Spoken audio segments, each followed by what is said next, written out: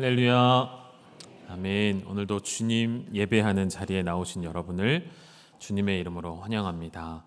오늘 귀한 찬양팀 또 찬양대에 하나님께 올려드리는 귀한 찬송도 감사드리고요. 오늘도 보이지 않는 곳에서 수고하시는 분들, 교회 주방과 또 안내팀과 또 이 추운 날씨에 주차 안내와 또 주차 운전 봉사와 여러 가지의 모습으로 하나님의 거룩한 교회를 함께 세워가시는 귀한 지체들에게 다시 한번 감사를 드립니다. 제가 좀 지난 날들을 돌아보니까 제가 늘 그랬더라고요. 바보같이 2부, 4부 예배에 가서 3부 예배를 2부, 4부 예배로 좀 나눠지라고 2부, 4부에 가서 좀 말을 했더라고요. 사실은 3부에 가서 얘기를 해야 되는데 항상 4부 예배 되면 4부 예배에 오셔야 됩니다 이러고 있더라고요. 그래서 오늘은 정신을 차리고 우리 여러분들에게 좀 말씀드리고 싶은 것은 우리 3부 예배 때에는 어르신들 그리고 새가족들 그리고 이 10시 반 예배에 모든 주일학교 부서 예배가 진행이 되거든요. 그래서 우리 학부모님들을 위해서 우리 중직자분들은 2부 예배와 4부 예배로 조금 나눠지셔서 예배에 참석해 주시면 감사할 것 같습니다. 그렇게 해주실 거죠? 네, 감사합니다.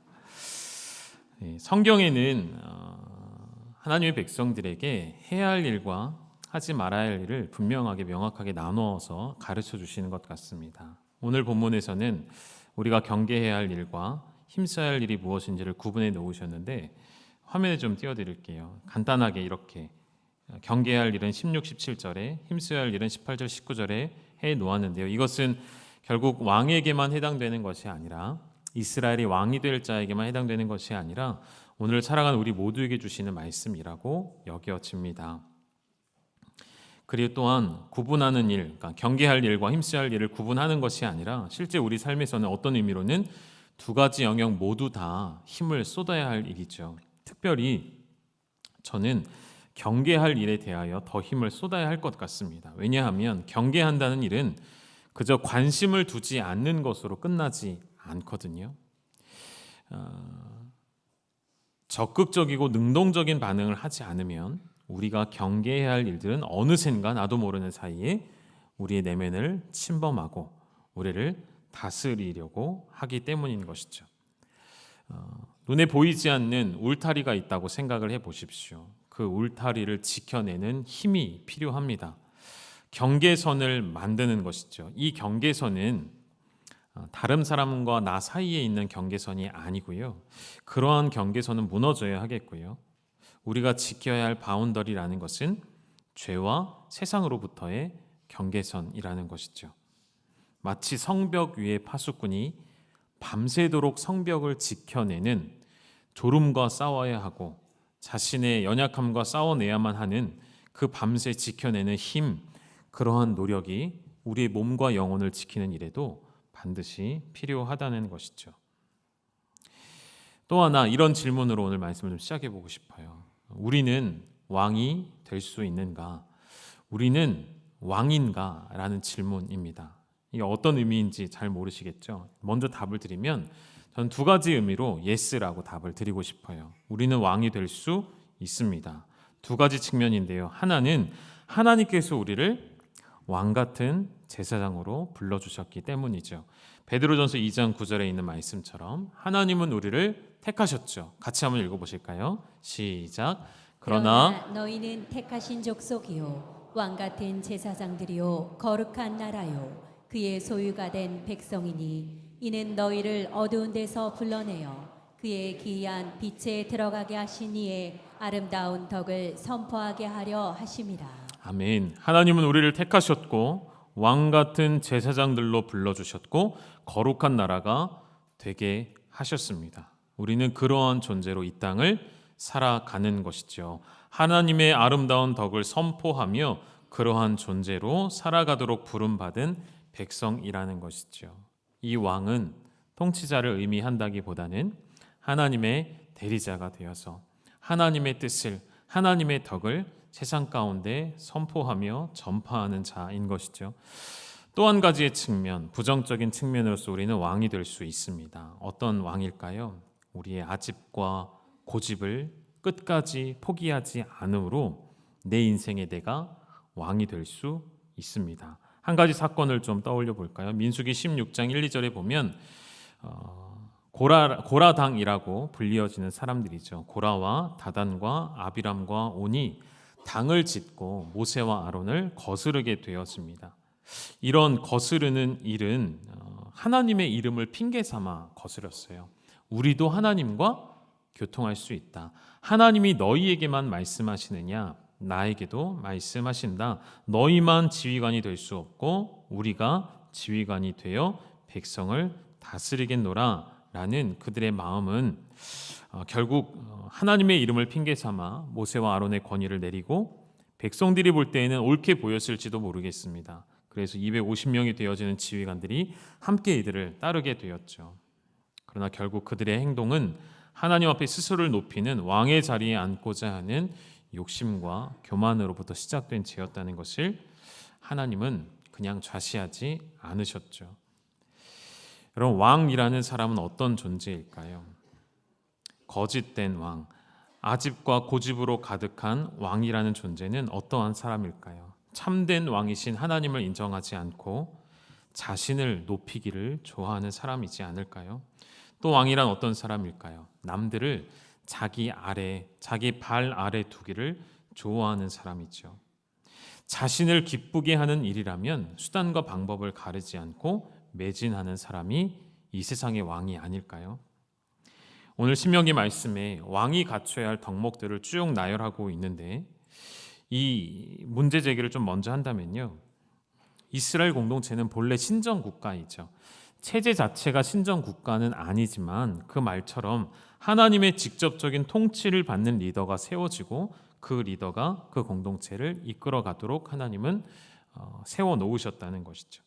아브라함으로부터 시작해서 모든 족장들을 볼 때 그러합니다. 하나님과의 언약 아래 놓여져 있고 그들은 하나님과 직접 교통하고 소통했습니다. 그리고 하나님 말씀을 듣고 공동체 안에 그 말씀을 선포하고 그 말씀대로 살아내기 위해 최선을 다해 왔던 것이죠. 그런데 이제 이스라엘 공동체는 상황이 달라지는 것이죠. 가나안 땅에 들어가게 되었고 이곳에서 그들이 목도하는 나라들, 민족들을 보니 또한 과거에 경험했던 이집트라는 그 강대한 나라를 보니 모두 다 뭘 가지고 있을까요? 왕이라는 공동체를 가지고 있었다는 것이죠. 이 왕이라는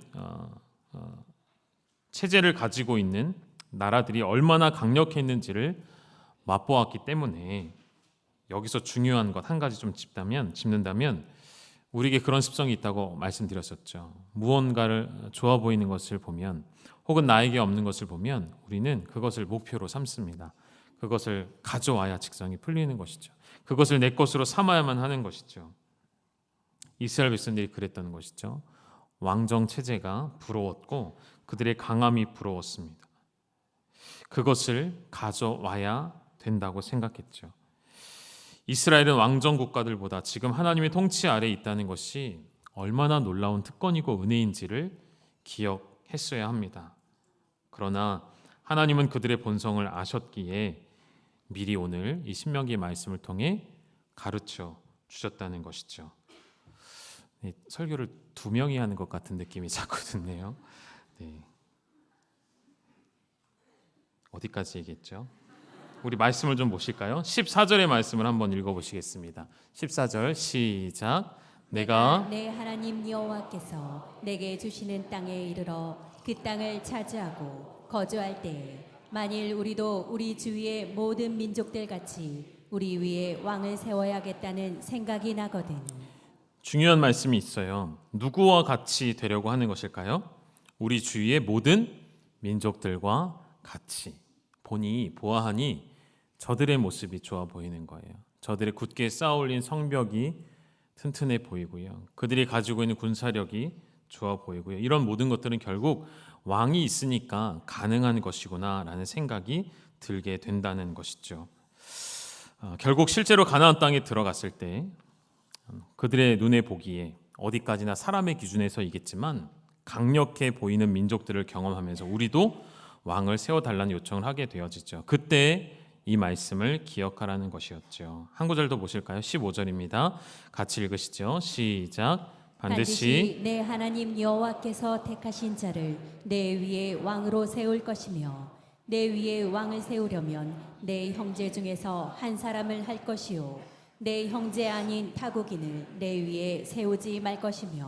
아멘. 두 가지 기준을 하나님이 기억하라고 주셨어요. 첫 번째는 하나님이 택한 사람만 왕이 될 수 있다는 것이고요. 두 번째는 형제 중에 한 사람만이 될 수 있다. 이방인은 안 된다라는 의미예요. 잠깐 생각해 보시면 하나님이 택하신다라는 것, 우리가 좋아하는 방법이 아니라는 것입니다. 우리가 옳다 여기는 방법이 아니라는 것이죠. 교회에서도 공동의회를 거쳐서 투표를 하는 일들이 있습니다. 그곳으로 직분자들을 뽑고 또 담임 목사를 결정하기도 합니다. 그것이 가장 옳은 방법이라 우리는 여기기 때문인 것이죠. 그런데 이스라엘에 하나님의 통치가 있는 상황에서는 그들이 원하는 방법, 우리가 또 원하는 다수결이나 이런 투표가 아닌 하나님이 직접 지명하여 선택하시는 방법이 있었어요.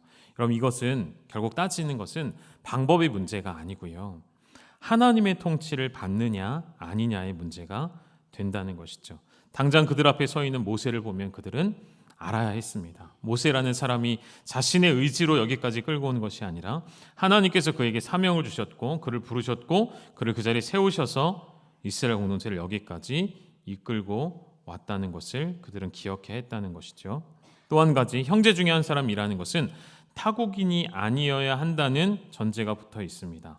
그럼 요즘 세상에서는 이 구절을 보면 딱 짚을 거예요. 이거는 차별이다.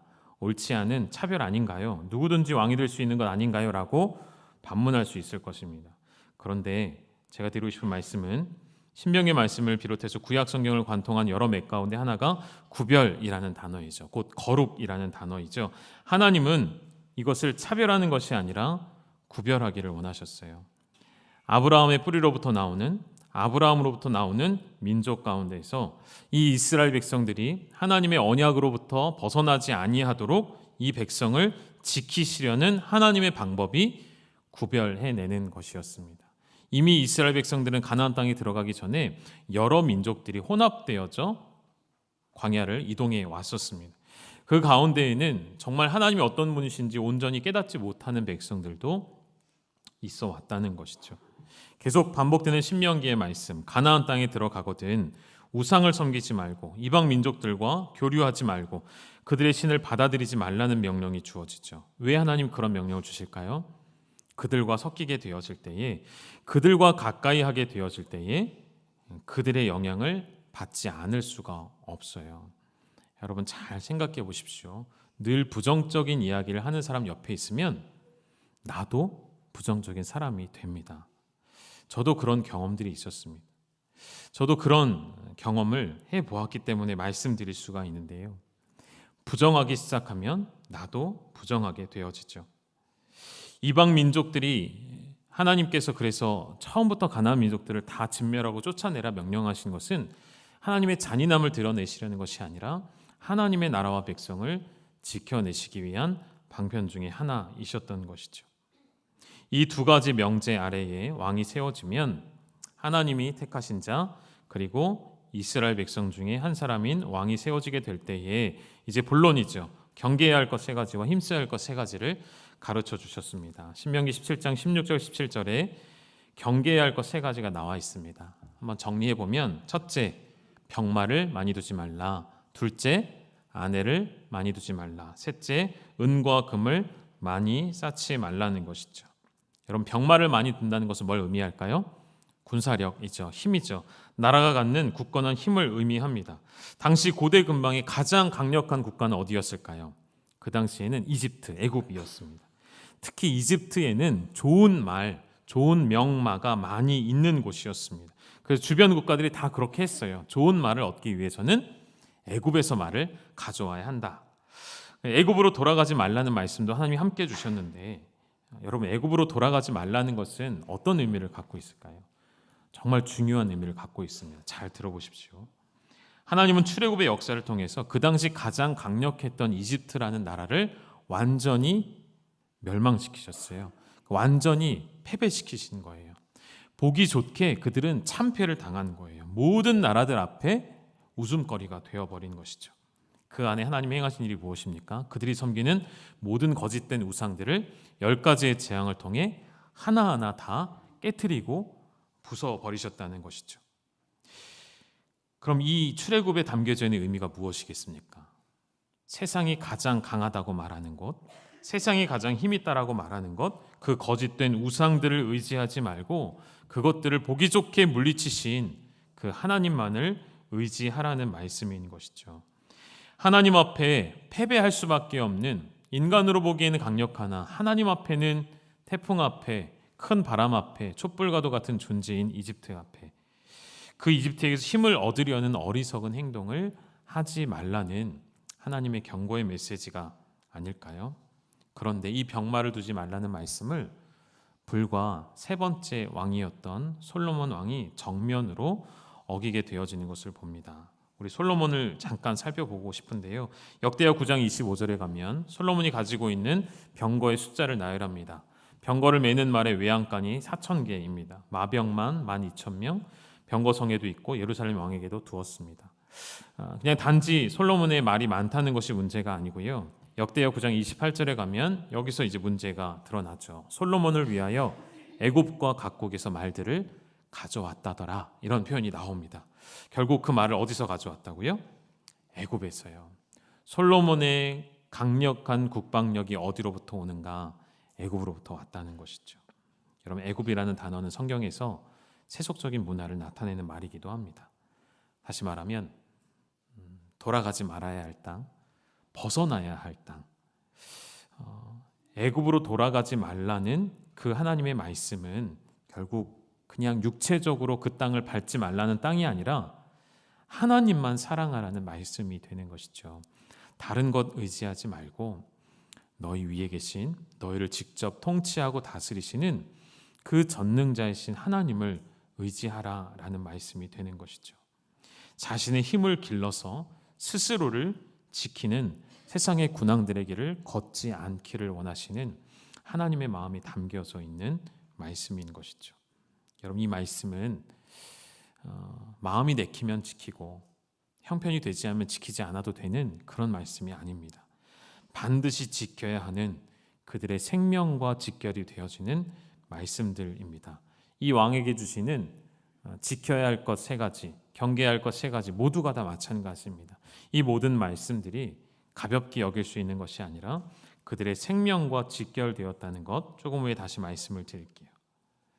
결국 이 모든 신명기의 말씀들 안에는 그들을 살리시고 그들을 지키시고 하나님의 백성으로 살아내게 하시려는 말씀들이 담겨져 있었다는 것이죠. 오늘도 우리에게 주시는 말씀이라 했죠. 오늘도 이집트와 같이 우리를 유혹하는 세상의 힘들이 있을 것입니다. 돈이 있고요, 재물이 그렇고요, 권력과 명예와 영광과 쾌락이 우리의 마음을 지금도 유혹합니다. 그 앞에서 우리가 정말 따르고 지켜야 할 말씀은 무엇인지를 여러분 잘 기억하고 명심하시기를 축복합니다. 2번째와 3번째 경계해야 할 것은 17절에 나와 있습니다. 같이 읽어보시죠. 시작. 그에게 아내를 많이 두어 그의 마음이 미혹되게 하지 말 것이며 자기를 위하여 은금을 많이 쌓지 말 것이니라. 아내를 많이 두지 말라 하시는 것, 은금을 많이 쌓지 말라는 것, 여기에 이제 포인트는 많은 것에 있는 것이 아니에요. 많고 적음에 있지 않습니다. 특별히 은금을 많이 쌓지 말라는 말씀 앞에 무엇이 있냐면 자기를 위하여라는 단어가 등장했죠. 자기를 위하여 쌓고 많이 두는 것들은 결국 사람의 마음을 미혹하게 한다는 것입니다. 다시 솔로몬의 이야기를 잠깐 해볼까요? 여러분, 솔로몬이 어떤 사람이죠? 세상의 그 누구보다도 지혜로운 왕이죠. 우리 가운데 내가 솔로몬보다 지혜롭다 할 수 있는 사람이 있으실까요? 솔로몬만큼 무엇이 옳고 그른지를 분별하고 명확하게 판단할 수 있는 사람은 없을 것입니다. 그런 솔로몬도 많은 여인 앞에서와 많은 은금 앞에 마음이 변질되어지는데 우리가 어찌 자만할 수 있겠습니까? 나는 넘어지지 않을 거야, 나는 욕심내지 않을 수 있다 라고 말하는 것 자체가 교만이 되어진다는 것 기억하셔야 합니다. 열왕기상 11장 3절에 솔로몬이 거느렸던 후궁이 700명, 첩이 300명이라는 표현이 나옵니다. 더 중요한 건 그 뒤에 뭐라고 되어 있죠? 그의 여인들이 솔로몬의 마음을 돌아서게 하였더라. 어디로부터 어디로 돌아서게 했을까요? 하나님으로부터 이방 우상 신들에게로 돌아서게 했던 것이죠. 솔로몬도 변명할 수 있지 않았을까요? 정략적인 결혼이었다. 정치를 위해, 나라의 안정을 위해 수많은 나라와 국가들과 정략적 혼인을 맺는 것이다 라고 말하는지 모르겠습니다. 그러나 그 모든 변명을 하나님은 인정하지 않으셨고요. 변명이 많아질수록 그것은 하나님을 신뢰하지 않는다는 증거가 되겠죠. 솔로몬의 재산도 한번 짧게 살펴볼까요? 열왕기상 10장 14절에 보면 솔로몬의 세입금의 무게가 금 666달란트라고 되어 있습니다. 솔로몬이 걷는 세금이 그렇다는 거죠. 27절에 보면 예루살렘에서 은은 돌처럼 흔한 것이 되었다라는 표현이 나옵니다. 여러분이 원하시는 모습 아닙니까? 우리가 꿈꾸는 것 아닌가요? 우리 집안에 금과 은이 돌처럼 굴러다니기를 원하시죠? 그렇게 되어질 때 우리 소원을 이룬 것 같지만 그렇게 되어질 때 반드시 우리의 영혼은 오염되고 부패될 수밖에 없다는 것이죠. 그 유혹 앞에 솔로몬의 그 지혜마저도 힘을 잃었던 것을 기억해야겠습니다. 결국 그러한 하나님의 지켜야 할 말씀들을 놓치게 되어질 때에 솔로몬은 마음을 빼앗기고 영혼을 빼앗기고 힘도 빼앗기고 그토록 지키기를 원했던 나라도 빼앗기게 되어지죠. 결국 솔로몬 이후에 이스라엘은 분열 왕국이 시작되는 것 여러분 알고 계시죠? 남유다와 북이스라엘로 나눠지는 것이 솔로몬 직후에 일어났던 일인 것이죠. 오늘 우리의 마음을 뒤흔들 수 있는, 유혹할 수 있는, 병마를 많이 두고 싶어하는 마음, 여인이라는 단어로 표현된 권력과 탐욕으로 가득한 마음, 자기를 위해 은과 금을 쌓아두고 자랑하고 싶은 마음들이 우리 안에 있을 텐데 여러분께 이렇게 부탁드리고 싶어요. 여러분께 이렇게 도전해드리고 싶습니다. 오늘 예배를 마치고 집에 돌아가시면 여러분만의 창고가 있으실 거예요. 주님도 모르게 하려고 하는 우리 안에 있는 창고들, 그 안에 쌓아둔 명예와 권력과 물질과 재산과 이 모든 것들, 그 안에 쌓아둔 욕심들의 문을 오늘 열어놓으시고 그 모든 것들을 하나님 앞에 내어드리시고, 여러분 사람은 하나님이 아닌 다른 믿는 구석이 있으면 하나님을 전적으로 신뢰할 수가 없습니다. 때로 하나님께서 우리에게 고통과 고난을 주시는 이유는 저는 분명히 그렇게 확신합니다. 하나님만을 의지하게 하시라는, 우리를 사랑하시는 방법이라는 것을요. 우리에게 물질이 없고 혹은 건강을 잃어버리고 우리에게 연약함과 아픔이 찾아올 때에 그것은 반드시 하나님만 바라보게 하시는 하나님의 특별한 은혜임을 기억하시기를 주님의 이름으로 축원합니다. 왕이 힘써야 할 것 세 가지를 보실까요? 18절과 19절에 나와 있었고 우리 세 가지로 정리해 보겠습니다. 첫 번째, 율법의 등사본을 책에 기록하라는 명령이었고요. 두 번째, 평생에 자기 옆에 두고 읽으라는 명령이었고, 세 번째, 그곳에서 하나님 여호와 경외하기를 배우라는 말씀이었습니다. 하나씩 좀 보시겠는데요. 율법의 등사본을 기록하라는 이 말씀은 여러분 서기관들이 하면 되는 일입니다. 그런데 이 말씀의 원문을 보면 주어가 왕으로 되어 있어요. 그러니까 왕이 기록하는 것이에요.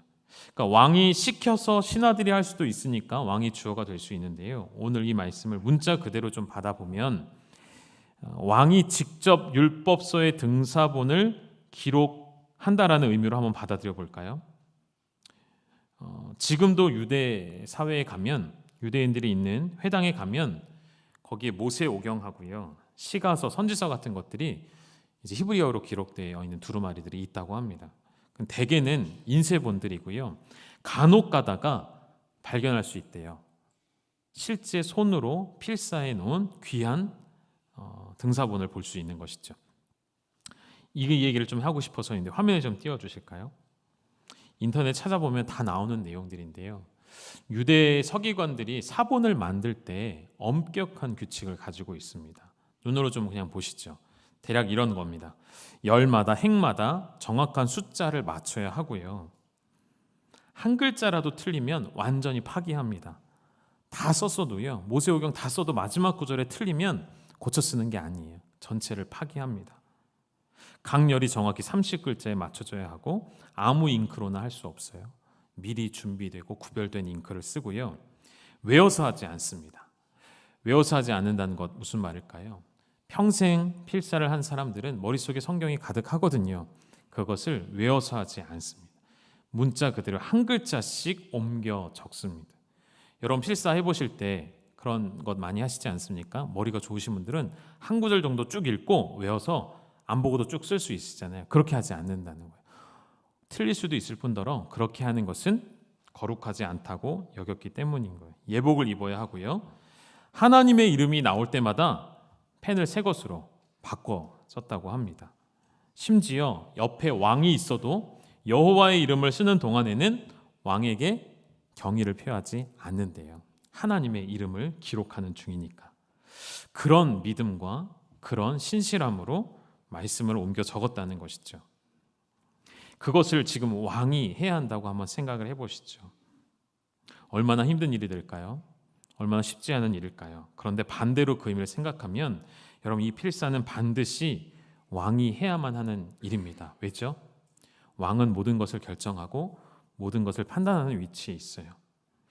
그 한 글자 한 글자 말씀을 옮겨 적을 때에 하나님 말씀에 담겨져 있는 참 의미가 무엇인지를 왕이 깨닫게 되어지기 때문에 여러분 지금 우리 교회가 통독뿐만 아니라 필사도 많이 하고 계시다고 제가 들어서 알고 있습니다. 필사하신 분들이 계시죠. 특별히 필사하시는 분들에게 하나님 말씀의 능력과 성령의 충만함이 임하시기를 축복합니다. 필사하시는 것 저는 추천해드리고 싶고요. 제가 하고 있지는 않지만 여러분 해보시는 것을 적극 추천해드리고 싶어요. 물론 팔도 아프고요. 어깨도 아프고요. 목도 아프고요. 눈도 아프실 거예요. 누군가 그렇게 말씀하시는 것만 같습니다. 목사님 매일 성경 이제 좀 정착해서 매일 묵상하라고 하더니 이제는 교회 전체가 통독을 하더니 이제는 필사까지 하라고 합니까? 우리 영혼에 유익이 되는 일이기 때문인 것이죠. 단 한 가지 말씀드리고 싶은 것은 통독이든 필사든 묵상이든 여러분 그 자세, 임하는 자세를 우리 한 번 더 좀 생각했으면 좋겠어요. 우리가 유대인 서기관들처럼 할 수는 없겠지만 혹시 통독을 할 때 분주하고 어지러운 환경 속에서 하고 있지는 않으십니까? 혹시 필사하시는데 옆에 드라마가 이렇게 방영되고 있는 장소에서 하고 있지는 않으십니까? 주변을 정리하고 하나님 앞에 주목할 수 있는 시간, 성경을 읽는 그 시간, 성령님이 내 안에 음성을 들려줄 수 있는 환경, 조용히 하나님 앞에 묵상하는 환경 속에서 말씀을 옮겨 적으시고 말씀을 읽으시고 묵상하셨으면 좋겠습니다. 두 번째, 힘써야 할 일은 평생에 자기 옆에 두고 말씀을 읽으라는 것이었죠. 한 왕을 또 소개해드리고 싶은데요. 요시야입니다. 요시야는 8살의 나이에 왕이 되었죠. 정확하게 말하면 요시야 어린이입니다. 저희 둘째 아들 정도의 나이에 왕이 된 거죠. 어떤 어려움이 있을까요? 수많은 사람들이 그 왕위를 빼앗고자 그 왕위를 찬탈하고자 기회를 노리지 않았을까요? 이미 이스라엘 남유다라는 왕국은 이미 멸망의 길로 그 속도를 멈춰줄 수 없을 만큼 빠른 속도로 달려가고 있었던 때였어요. 누가 이 자리에 일어나서 하나님의 명령을 거역하고 왕을 쳐도 이상하지 않은 상황 속에서 저는 요시야를 지켰던 요시야의 왕위를 지켰던 방법은 한 가지라고 말씀드리고 싶어요. 바로 이 하나님의 명령을 지켜 행하는 것이었죠. 바로 신명기 17장 18절과 19절에 나와 있는 말씀들을 그대로 이행했던 왕이 요시야 왕이었기 때문이에요. 우리 열왕기하 22장을 좀 띄워주시고 보시면 이 본문에 어떤 내용이 나오냐면 율법책이 성경에서 발견이 됩니다. 그리고 그 율법책을 왕에게 보고하죠. 그 율법책을 왕 앞에서 읽게 할 때 그 왕이 율법책의 말씀을 듣고 옷을 찢는 반응을 보입니다. 말씀 앞에 자복하며 회개하는 모습을 나타내죠. 이 당시에 남유다 왕국이 타락으로 가득했었기 때문이에요. 이 당시에 남유다 왕국이 유월절을 지킨 지도 오래되었기 때문이에요. 그래서 23장으로 좀 넘어가면 이 본문은 좀 중요하니까 좀 긴데요. 같이 한번 천천히 읽어보셨으면 좋겠습니다. 시작. 왕이 보내 유다와 예루살렘의 모든 장로를 자기에게로 모으고 이에 왕이 여호와의 성전에 올라가매 유다 모든 사람과 예루살렘 주민과 제사장들과 선지자들과 모든 백성이 노소를 막론하고 다 왕과 함께 한지라.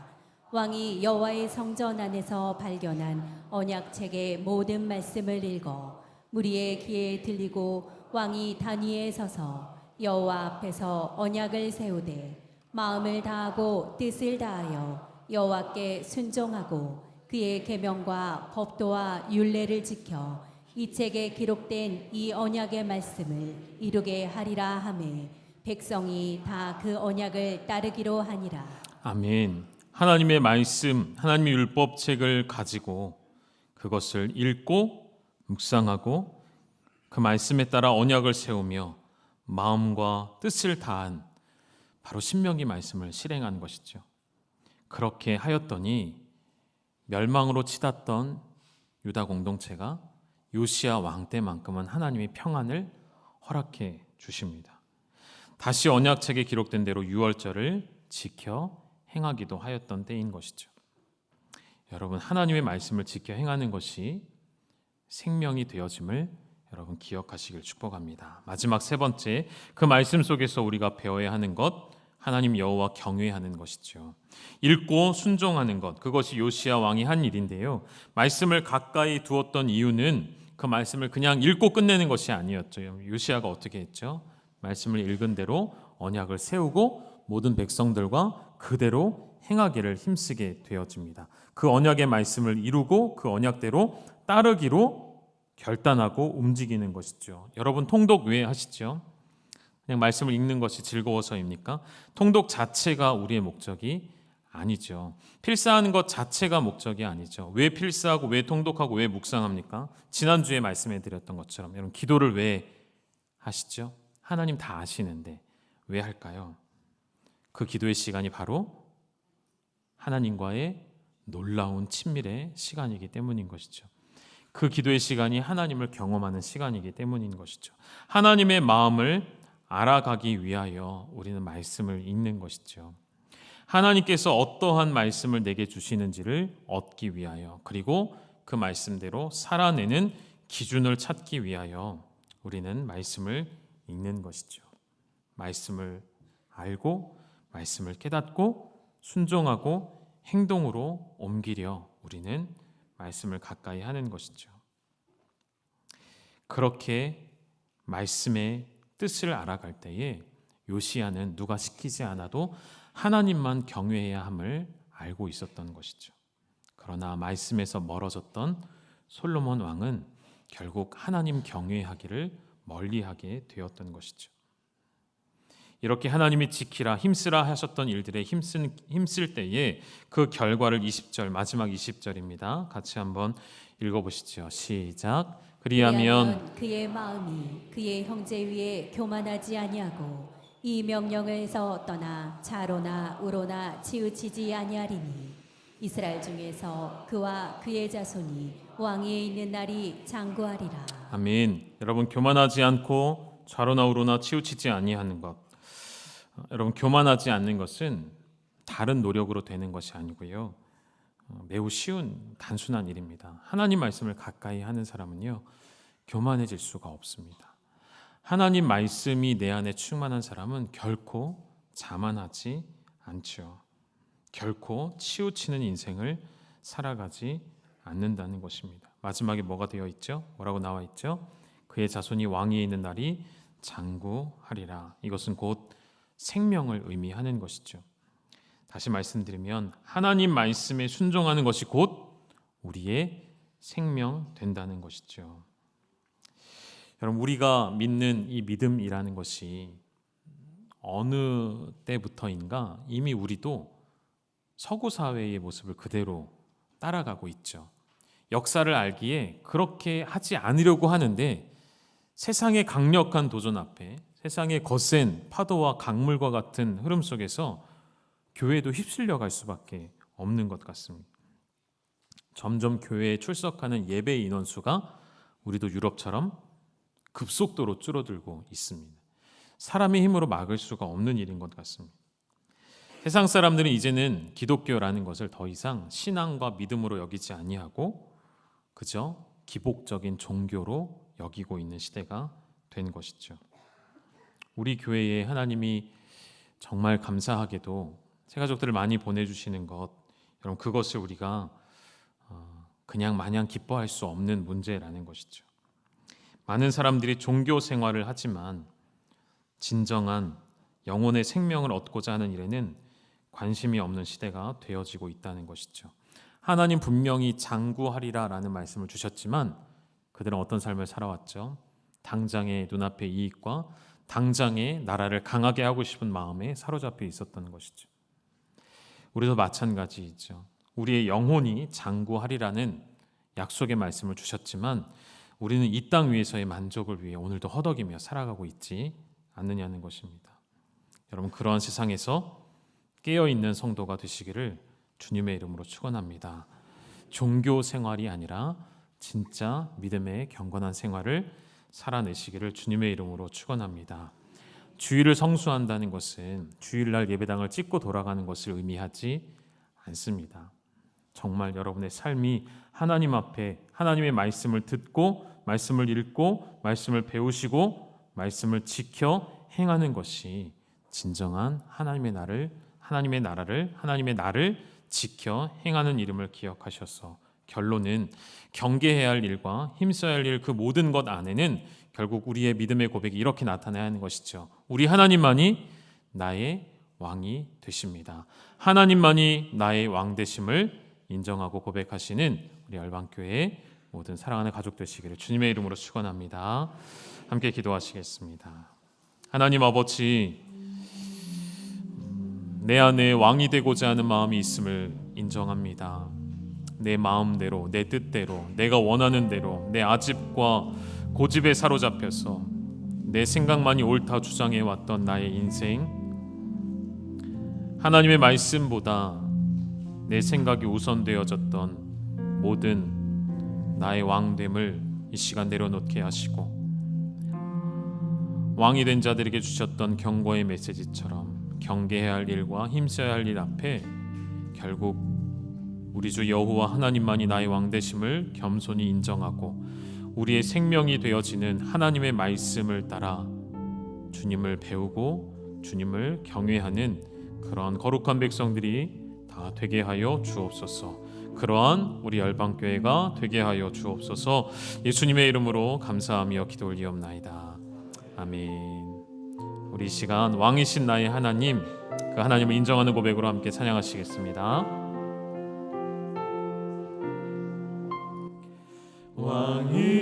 왕이신 나의 하나님, 내가 주를 높이고 내가 주를 높이고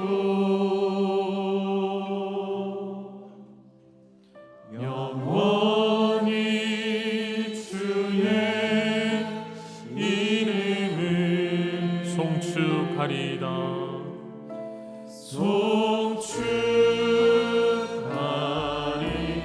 여러분 자리에서 일어나셔서 왕이신 하나님께 다시 한번 고백하십시오. 왕이신 나의 하나님, 왕이신 나의 하나님, 하나님, 내가 주를 높이고 내가 주를 높이고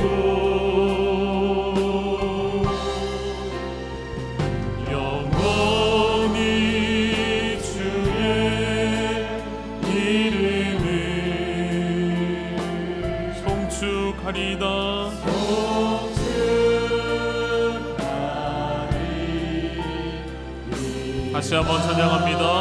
왕이신 나의 예수님, 왕이신 나의 예수님, 내가 주님만을 높이겠습니다. 내가 주를 높이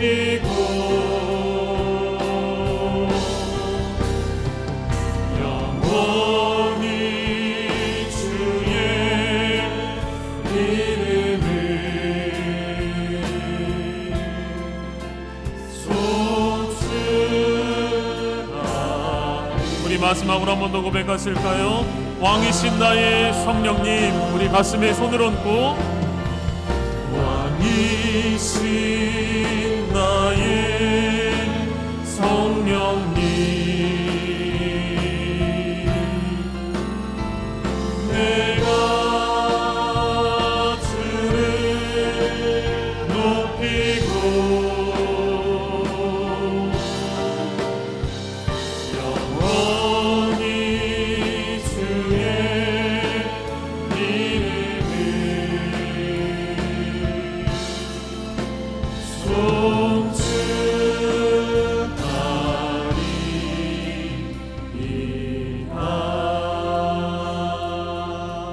아멘. 우리 이 시간 함께 기도하기를 원하는 것은 여러분의 마음의 창고 안에, 그 비밀스러운 창고 안에 쌓아둔 우리의 세속적인 목표와 생각들과 탐욕과 욕심과 물질과 권력들, 그 문을 하나님 앞에 열어내시기를 원합니다.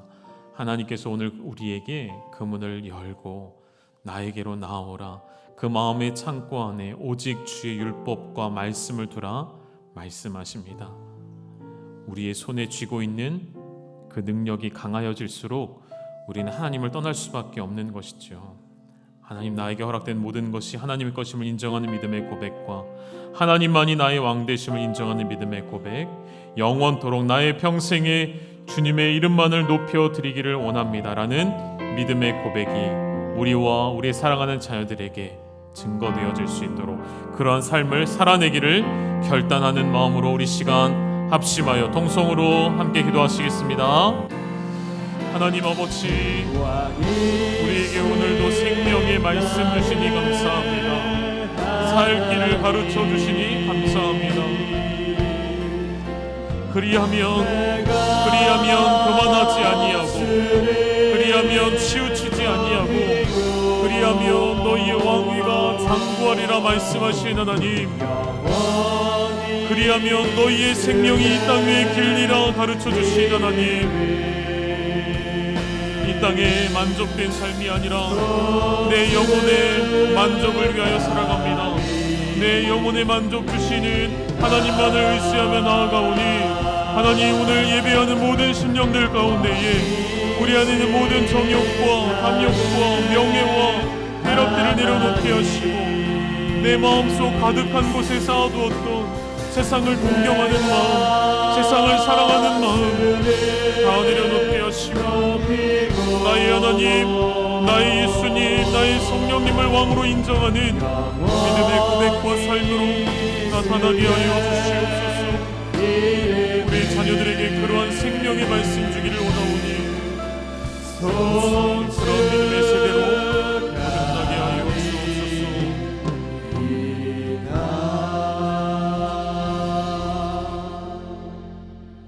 우리 주님 예수 그리스도의 은혜와 하나님 아버지의 아들을 내어주신 그 놀라운 사랑하심과 성령의 감화, 감동, 교통케 하시는 역사가 오늘 내 안에 오직 하나님만이, 오직 우리 주 예수 그리스도만이, 내 안에 내주하시는 성령님만이 나의 왕되심을 고백하고 나의 세상의 왕되려 하였던 모든 정욕들을 십자가 앞에 내려놓고 믿음으로 생명의 말씀대로 살아내기를 결단하는 우리 사랑하는 열방의 모든 가족들을 위해, 사랑하는 어린 영혼들, 어린 자녀들 위해 이제로부터 영원토록 함께 있을지어다. 아멘.